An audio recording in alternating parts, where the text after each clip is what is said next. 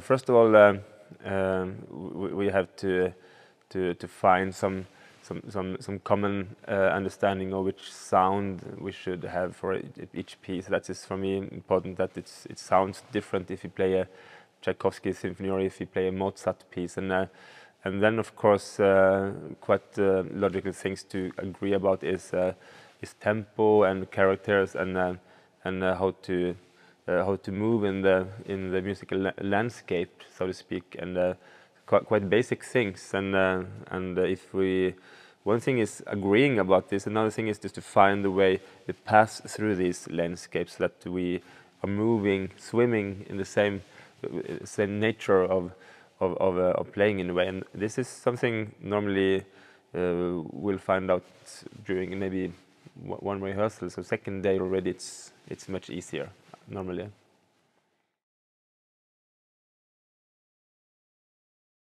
Very often I learn something, and almost always, yeah.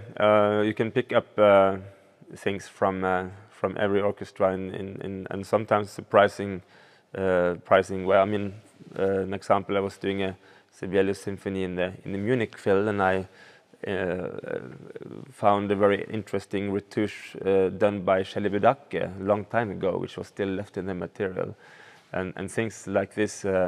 If you, so of course, when you come to an orchestra, you always have a fixed idea about how you want the piece to be. But I think you can learn more and maybe create more interesting things if you are at the same time awake for what is coming back and what ideas are already in the orchestras, which bowings, phrasings, small things, retouches, ideas, which you could add to your own version without changing your version totally. It could be a nice adding on to make something better, and everybody wants a good result, so yeah.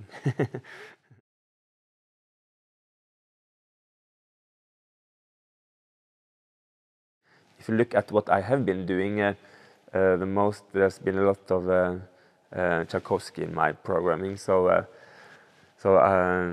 even though this music is not the most personal of Tchaikovsky, I really love his melancholy, his natural way of treating melodies. He makes so long melodies so natural. He's really a born melody composer.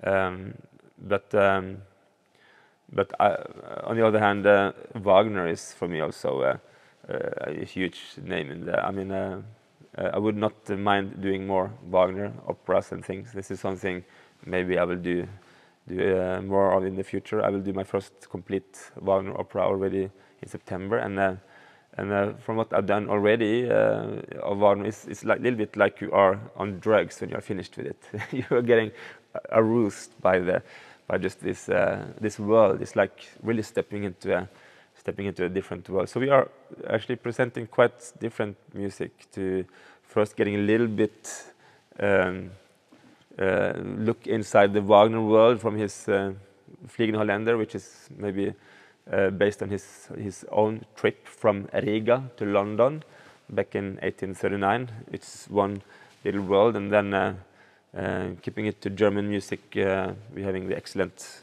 Martin Fröst playing the Weber clarinet concerto, and then we are stepping into a totally different world, and suddenly we are in a cold winter, dreamy atmosphere with a lot of what do you call it, frost smoke in the beginning. We hear this atmosphere, and it's a fascinating music too, the winter dreams of Tchaikovsky. So it's two really different worlds, and I wouldn't live without any of them. So I would say I like both worlds.